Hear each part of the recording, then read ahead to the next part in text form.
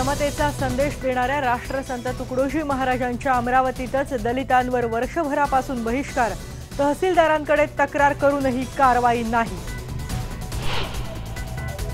माजी केंद्रीय कृषी मंत्री शरद पवार 14 ऑगस्ट पासून मराठवाड्याच्या दौऱ्यावर, दुष्काळग्रस्त शेतकऱ्यांच्या घेणार भेटी।